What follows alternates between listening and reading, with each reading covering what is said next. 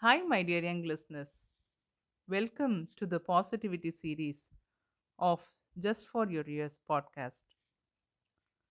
Have you ever truly listened to a child? Not to correct them, not to guide them, but simply to understand their thoughts. There is a beautiful truth hidden in the innocence of children, a wisdom that flows naturally when their minds are free and unburdened. Today's story is a real life incident told not through lessons but through love, faith, and quiet observation. Inspired by a powerful thought from Khalil Gibran, this episode gently reminds us that while we may give children our love, their thoughts belong to them alone.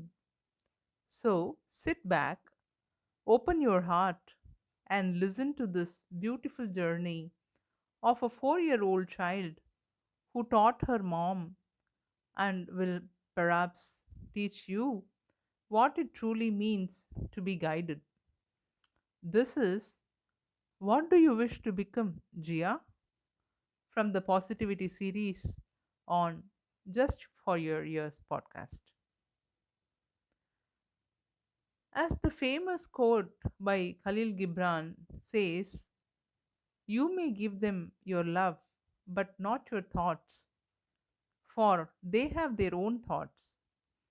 I truly understood the depth of this line only because of a 4-year old, my daughter, Jiya.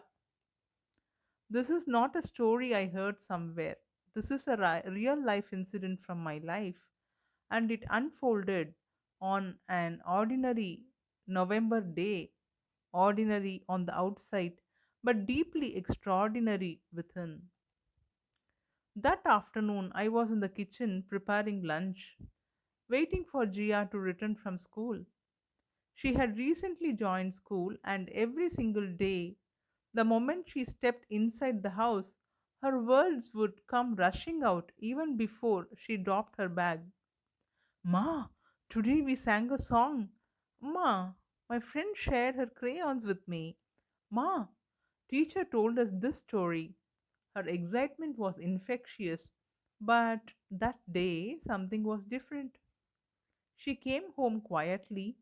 She washed her hands, sat down, and didn't say a word.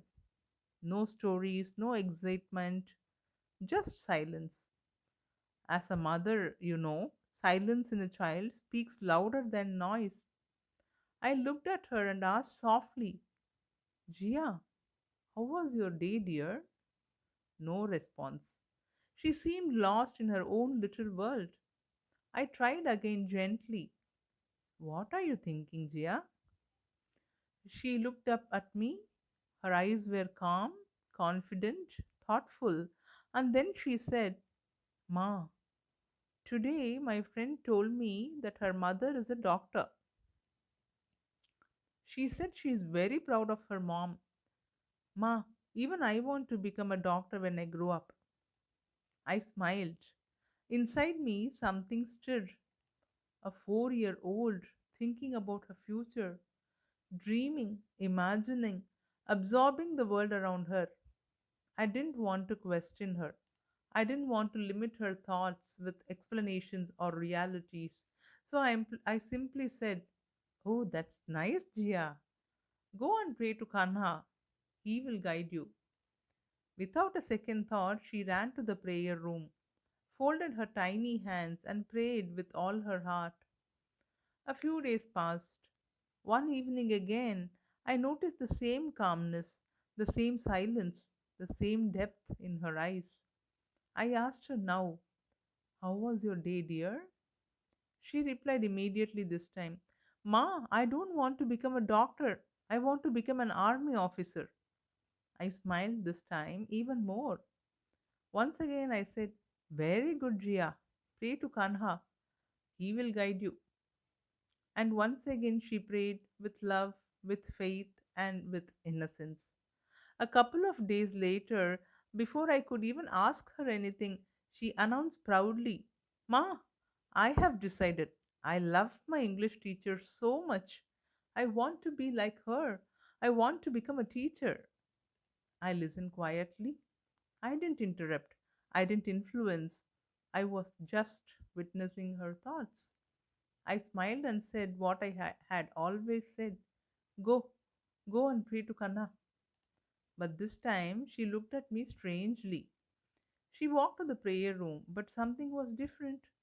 Her prayer was short. Her face looked confused, a little dissatisfied, almost irritated.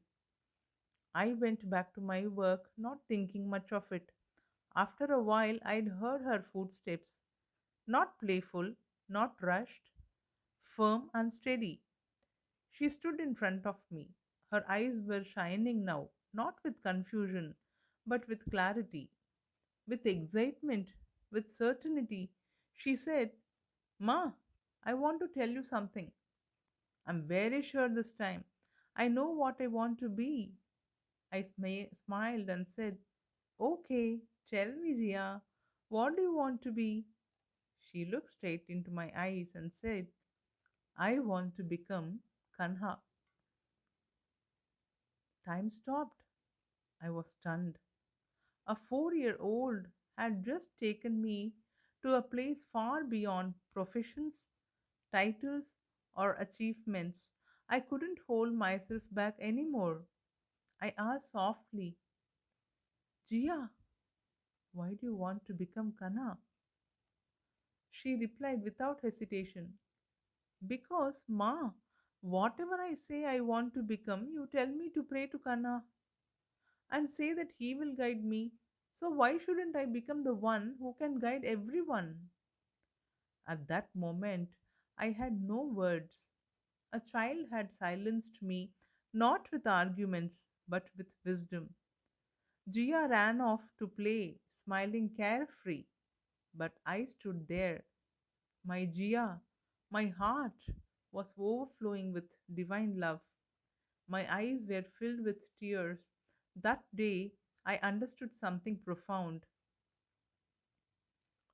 When you think of the highest, it naturally connects you to the highest. When children are not forced into boxes, they discover the sky on their own. Sometimes guidance doesn't come from teaching, it comes from allowing. So let children dream freely. Don't rush to correct their thoughts. Sometimes the purest wisdom flows from the most innocent minds. When we plant faith instead of fear, clarity finds its way. As the story gently comes to a pause, let us also pause for a moment. Sometimes children don't need answers, they need space, space to think, space to feel, and space to discover their own truth. Jia didn't arrive at her answer by being taught, she arrived there by being trusted. And perhaps that is today's quiet reminder for all of us. When we stop rushing to shape thoughts, clarity finds its own way. When faith is offered instead of fear and listening replaces instruction, even the smallest hearts can touch something divine. So, the gentle takeaway from today's story is this: allow thoughts to grow freely, trust the process, and remember, when we think of the highest, we naturally move closer to the highest. Thank you for listening with all your heart. This is Shobha, and you have been tuned into another episode from the Positivity series on Just for Your Ears podcast.